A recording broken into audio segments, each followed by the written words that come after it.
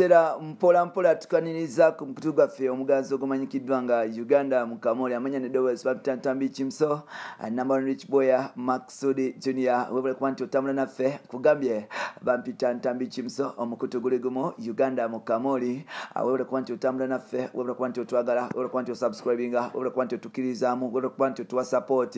webale kwanti yes otambula naffe bachali baffe minatu batumideko promise Kenzo big up on yourself yes mwebe Mary mwebe big up on yourself waliwo abachali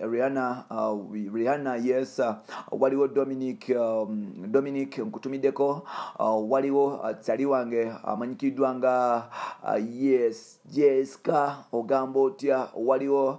chali wange Doreen Ogambotya Eve Ogambotya Fatuma Ogambotya ne bachali mwenna bagezako ku bantu batufollowinga mpola mpola mbagamba tubagala nnyo yes mwale kwanti mutambula naffe mwale kwanti tumwagala muntu wagala mpola mpola oyo Zara Toto aliwirigo okukola ekintu kyonna okuba nti afuna ssente agenda kugaba akantu kakagadde akawe buli omu ayagala okuba nti akakozesa as long as omuntu oyo alina ssente ani abyogera bamuyita journalist Isaac Katende aka Koko Wazabanga Kaisuko webale kuba nti otambula naffe yes omunni omulala mbatumiddeko mwenna olunaku lwali nkuletedde Zara Toto kugatana musajja mukulu amanyikidwa nga Koko Wazabanga aka Isaac Katende aka Semanengene aka Kaisuko Kasuku munamawulire azenga akola ebintu ebyenjawulo yasokera wali ku Dembe FM yasokera wali ku Red Pepper mpola navayo nagera ku Dembe FM natandika okuba nti akoleye ku Dembe FM era nga Spark TV yamulabira netandika okuba nti emuyita mpola era nga yotogere akola ku Dembe FM akogera ne Spark TV morning show agikola ne ba Shafi Kaima akogera ne mchala mukulu amanyikiddwa nga mchala mukulu oyo Ruth Kalibala yes beba tebagikola mpola now tulaba jibadde myezi ng'esatu mukyala mukulu amanyikidwa nga Zara Toto afunidemu abasajja bali basatu abawedde emirimu okono kuliko musajja mukulu amanyikidwa nga Don Solo yes okono kuliko musajja mukulu amanyikidwa nga Don Solo mpola wamuvuddeko nafuna Robert Ruben mpola oyo gaya abadde muyindi era nga wetwogerera Zara Toto yafunye omusajja omulala amanyikidwa nga Don Bahati yomukuba Don abali baolya yemukuba Don bamuva Bulaaya nga babera South Africa siba muva Bulaaya babula abasangoma abajja mu Uganda ne batandika okuba nti mama nsasente bolyawo be badoni abalina mu kasente abakuba kasente okuba South Africa ne bakoma e company ne batandika okuba nti bajoga ekibuga Kampala n'amamotoka ag'ebbeeyi n'abakyala abakabi no sente okuli randi amafalanga okuli n'ezidola mpola era nga bano abavubuka bakuba Kampala ne bagiza ku ttaka bakuba Uganda nga bakomyewo ne bagisa ku ttaka omusajja ono agenze mu maaso n'okuba nti yeewangulira mukyala mukulu amanyikiddwa nga Zara Toto Nalmansi Zara okuva wali ku SNBS TV mpola era nga Zara agamba nti ali mu mukwano ogw'ekimemmente bino nno byonna avaayo abipostinga ku social media era nga vidiyo eno yagoyinze viral over the weekend Zara Toto nga yeemansula Zara Toto nga yeeyagala Zara Toto nga avimba n'ono omusajja Zara Toto nga obali ali mu mukwano ogw'ekimemmente mpola wano nno abantu bangi batandise okuba nti bavaayo ne batandika okuba nti basonga Zara Toto ne bamugamba nti owaaye olabikanga naawe olina ekikyamu owaaye mpola naawe olina ebintu ebikuwujja twalabye malaya amanyikiddwa nga Bad Black Queen Masolo ng'avaayo agamba nti owaaye Zara Toto no naawe oli malaya ngaffe era ensolo ogitundira ddala tosobola kuba nti oli mu relationship mu mwezi gumu n'okyusa abasajja basatu tekikola makulu naawe otundira ddala tugambe oba oli malaya ojje mu liigi zaffe naffe tutandika okuba nti tuwaka ba client tukweko ba client nawe obawe ku nsolo yo naffe ba client bo yes obatubweko naffe tubawe ku nsolo zaffe mpola tubeere nga tuli mu business ffenna Bad Black yavuddeyo n'agamba nti Zara Toto malaya era nga wanono kiba kitegeeza nti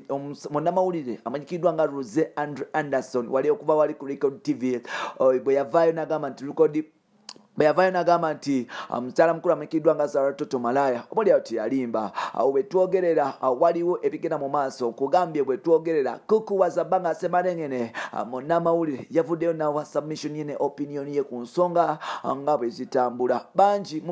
muli mu kublaminga Zara Toto, bangi mutandise okuba nti mumwogera, bangi muli awo temumanyi Zara kyakola naye ng'ate Zara malaya awedde emirimu. Bigambo byani bya Kasuku. Kasuku agamba nti Zara malaya aze akola omulimu ogwo okuva dda era nga Zara ali wiringa okuba nti akola buli kyayagala, ali wiringa okuba nti agabira buli musajja yenna ensolo ye okuba nti abeezaawo abaana be. Zara yatandika okugaba ensolo sikati singakola ku TV wabula yatandika okugaba ensolo ye ng'akola nga Vixen ng'akola mu mabaala era nga ono nno yali akola omulimu gw'okwetundira ddala mpola mpola because obulamu bwe sebwali bulungi nga yagala kuba nti akuza banna be. Alina abaana bana, buli omu alina taata we era ng'abaana bano bamulekera batata baabwe. Ekitegeeza nti Zara Toto ali responsible ku baana bano bonna y'ensonga lwaki omulyawo akola ebintu ebyo. Zara Toto bwe twogerera mbu yetundira ddala okuba nti afuna akasente. Tujjukire waliwo amawulire agavayo segavayo Zara Toto nti oba olyawo alina omusajja gwe yawaako before kufuna Donny Solo. Zara aze yegabira oba aze adetinga abantu ab'enjawulo yawaako Brian White. Brian White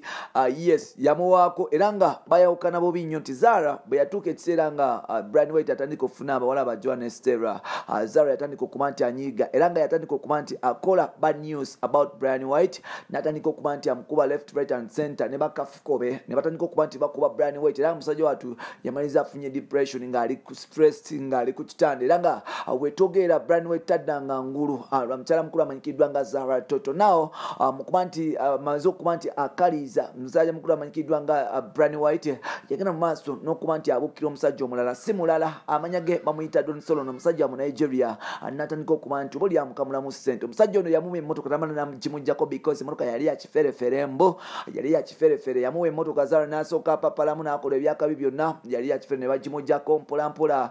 Zara okuba nti oba oli yagenda mu maaso n'okuba nti omusajja ono tamuwa ssente zimala yagenda mu maaso n'okuba nti akola omulimu gwe mbu ogwekwetunda era omusajja ono n'anyiiga n'amusuulawo mpola mpola kwe kufuna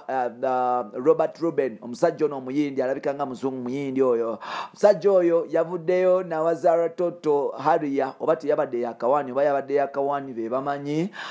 So ng'omusajja ne batambula mu bifo ebyakabi. Zara Toto wetwogerera yamusuddewo ali wa Don Bahati kukuwaza banga agamba nti oba olyawo Robert Ruben abadde talina ssente bulungi era nga Zara Toto alina ebintu ebyetagase. So n'olwekyo Zara bw'ojanga olina ssente eziyeze yeetaaga talina problem kufumbira wiki mwezi n'omwaka as long as waliyo ssente as long as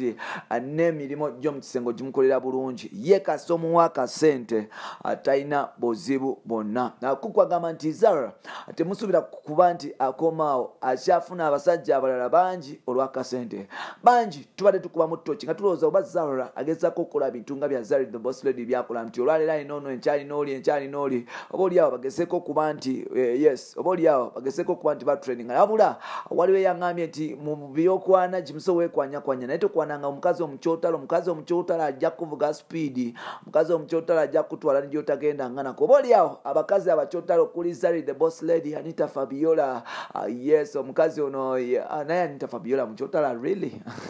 simanyaawo okuli nono omukyala mukulu amanyikiddwa nga Zari the Boss Lady nti Zari the Boss Lady okuli ne Zara Toto babakyala bano tebali straight, abakyala bano tebabakirya mugendako nga gwamanyi wetwogerera Zara Toto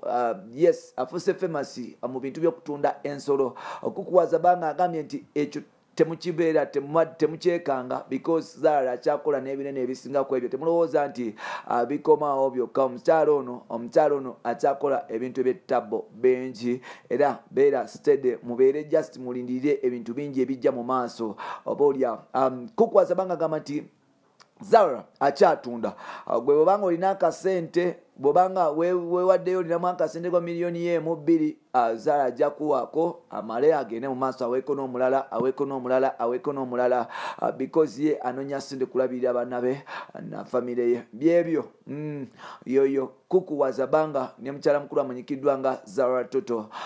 Zara finally mumutegedde omulimu gwakola abeera ku TV ng'anoonya ba client, abeera ku TV ne radio ng'anoonya ba clients be so n'olwekyo mulekerawo kuba temumuvuma naye alina bills ez'okusasula alina abaana ab'okulabirira ne mama w'omulungi alina okumulabirira nga talina okukola kiri kimu Katonda yamuwa akantu kaako akaliko n'obwokuliibwa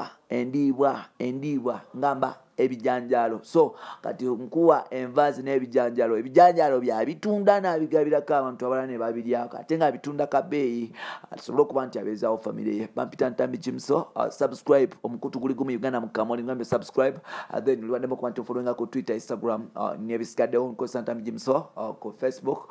genda onoonyeko ate nga ku Twitter nkozesa Jimso 16 genda onoonyeko wali ku TikTok nkozesa Jimso 16 genda onoonyeko ate nga ku Instagram nkozesa Ntambi Jimso 5 bigger up on yourself.